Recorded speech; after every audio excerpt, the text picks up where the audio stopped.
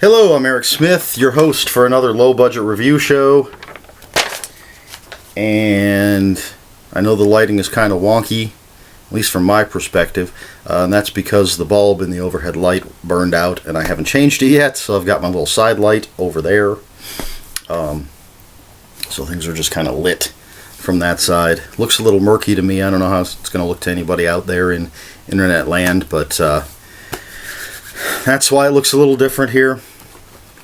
But all that aside, today I'm talking about another book, and that would be The Good, the Bad, and the Infernal by Guy Adams. It's published by Solaris Books. And this is the first book in a Weird Western trilogy. This was published in 2013. The second book is already out, and the third book, I believe, has either just come out or is coming out very soon, I think. So I waited to read this until I had the second book and was about to get the third book. Just so, this is a very tight-knit trilogy. Very much just one big story.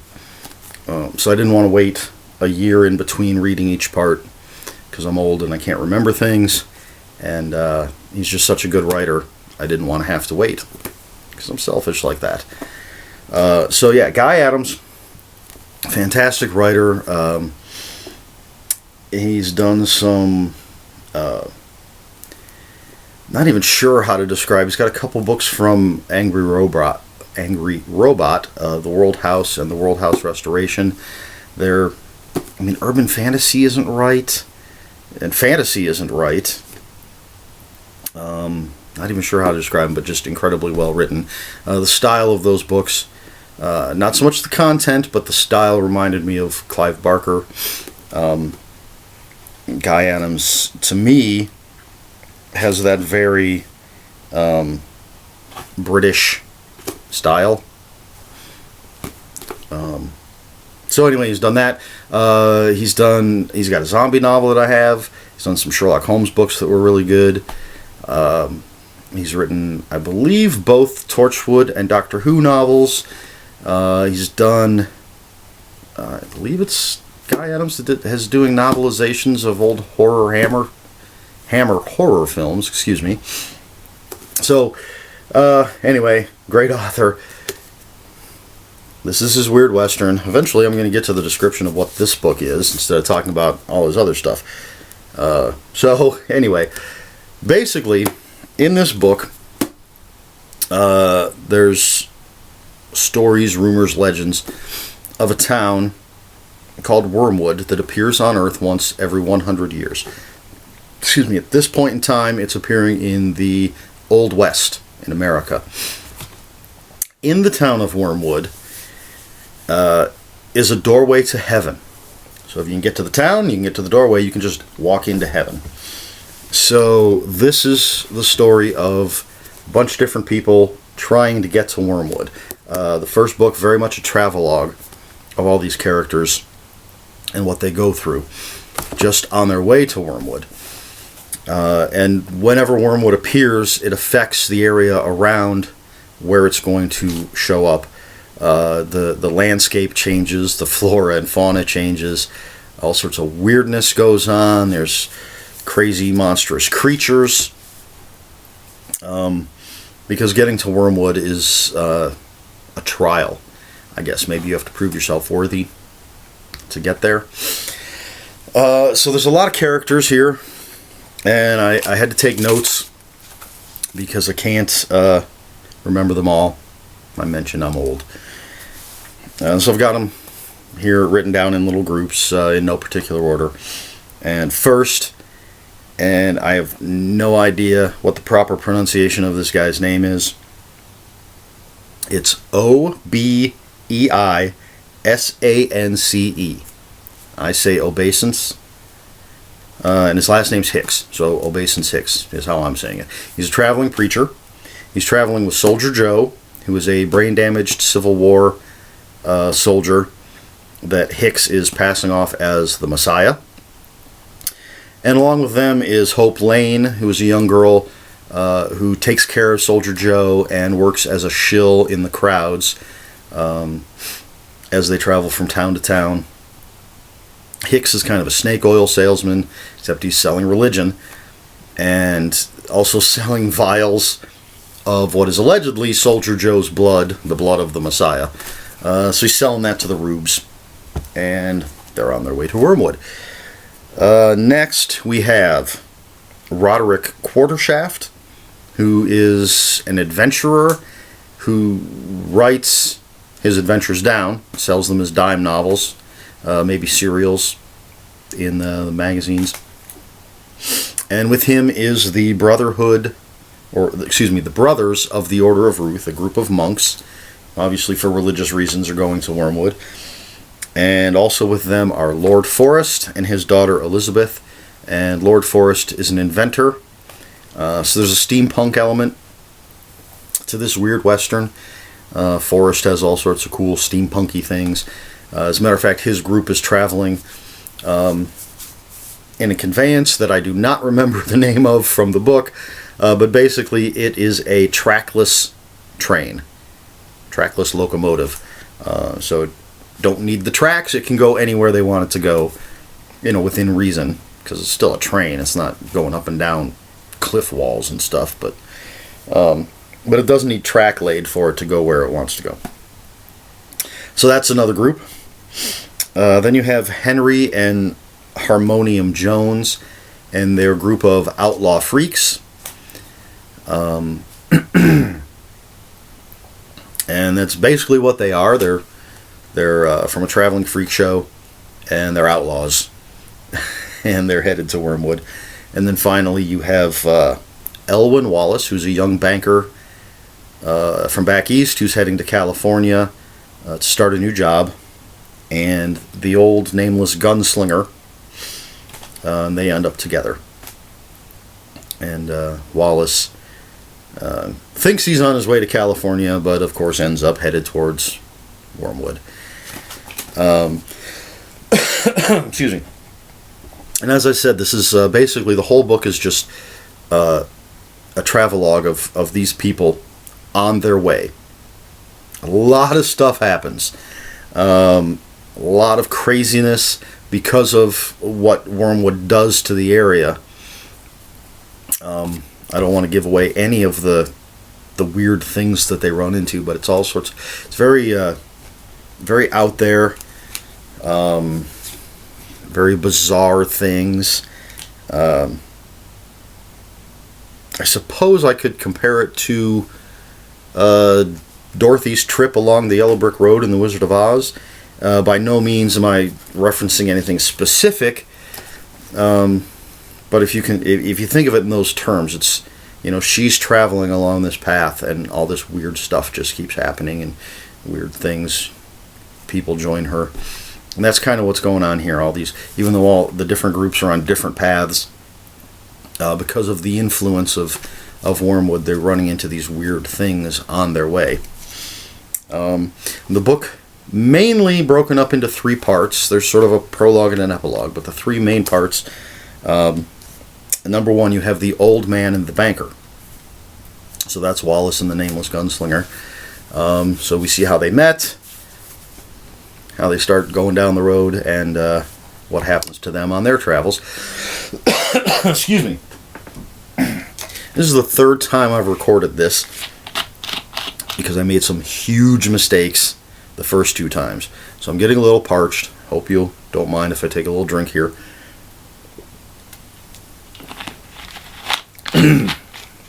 Excuse me. So, anyway, so you have the old man and the banker. That's the first part, and it's mainly the epilogue, I believe, is first person.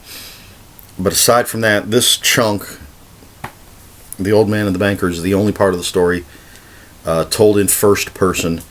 The young banker Wallace is telling the story. The rest of it's in third person, everybody else's story. And part 2 is the inventor and the monks. So you have Quartershaft, the Order of Ruth, Lord Forrest and his daughter, and their adventures. the things, their trials, the things they go through on their way to Wormwood. And third is the children of Dr. Bliss. Dr. Bliss was the owner of the traveling freak show, I guess before Harmonium and Henry Jones and their freak pals became outlaws. Dr. Bliss isn't really a character, but they're the children of Dr. Bliss, because that's sort of, he's the catalyst for them becoming a group, I suppose. And actually they, Harmonium and Henry and the rest of their band, end up traveling with Hicks and Soldier Joe and Hope. Hicks is not happy with that, would rather be traveling on his own without the Joneses and their pals, but they're kind of stuck together. And again, they go through all sorts of weirdness and trials and tribulations and shenanigans on their way to Wormwood. So that's the basics.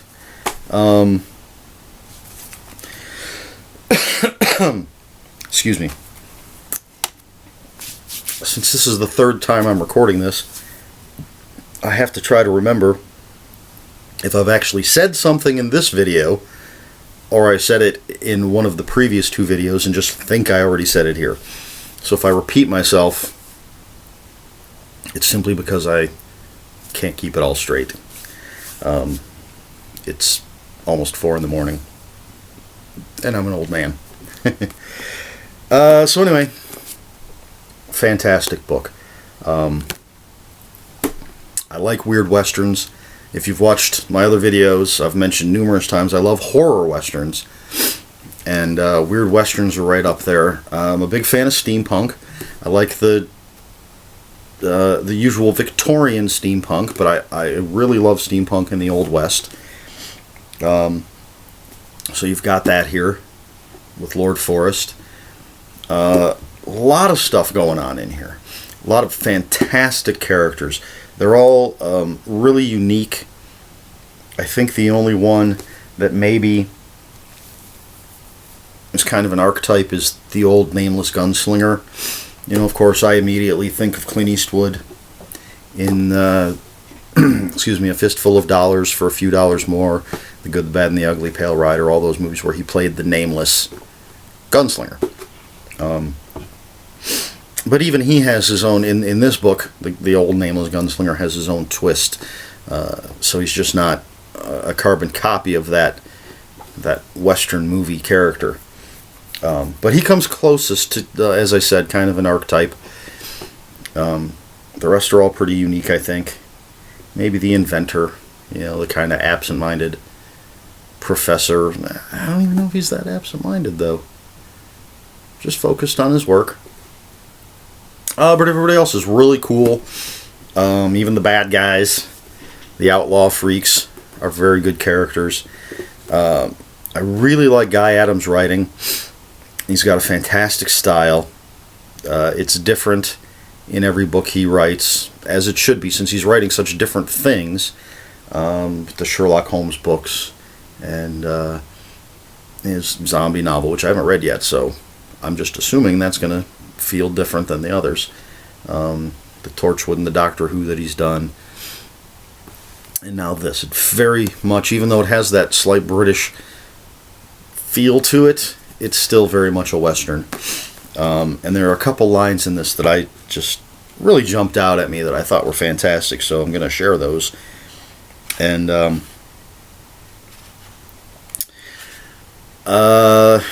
typically in my videos, I don't swear. In real life, I swear like a truck driving sailor. But I try to keep these videos family friendly. But we're going to have some swearing, because that's what's in the book. Anyway, just a couple of lines, maybe to give you an idea of the style in which this is written. So first, the young banker Wallace has just arrived in this town and gotten a hotel room in a really crappy hotel. And he says, here, it wasn't just outlaws that you had to be careful with. Treat them wrong, and the roaches were likely to beat the shit out of you. I just find that hilarious. It's such a wonderful turn of phrase. Excuse me. And it puts that it gives you an idea of the kind of town this is that he's in. So then, if I can find it,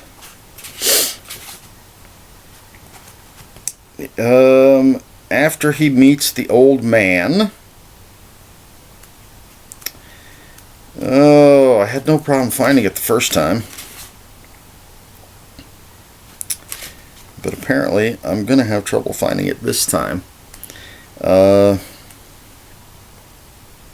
there it is. So after the young banker Wallace meets the old nameless gunslinger, they're talking. There's a pause in the conversation, and Wallace has this to say about the old gunslinger.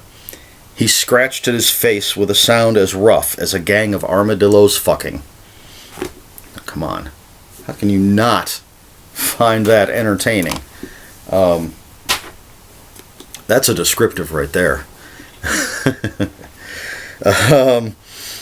So, it's not a book full of foul language, but it's the Old West. I'm pretty sure, well, I can't say I'm pretty sure. I don't know, I'm not that old. But, seems like people cursed back then. As I said, I curse like crazy. At work, every other word out of my mouth is something foul. Because I'm just low class. But anyway, so just a couple examples. I could just pick out sentences here that just the way he almost has a lyrical writing style. It's just got that ebb and flow. Whether it's the big section where Wallace is telling the story in first person, or the third person sections where we have that omnipresent narrator. Just an incredibly well written book. And that's The Good, the Bad, and the Infernal by Guy Adams. I'm looking forward to reading the second one and the third one. Of course, I'll review those after I finish. Again, this is my third attempt at recording this review.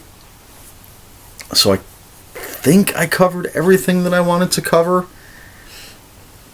I don't think I'm just thinking about the crappy versions of this video that I did, where I screwed up. I don't think there was anything I said in those that I didn't cover in this. So, on that note, I'll have a link for this on Amazon in the description down below. If you have any comments, questions, or corrections, please put them in the comments down below. Please like, share, and subscribe. I've got a holiday horror novel for my next video, so hopefully you'll be looking forward to that. I'm certainly looking forward to doing it. I haven't even finished the book yet, but as soon as I do, I'll be recording that. And until then, read more books.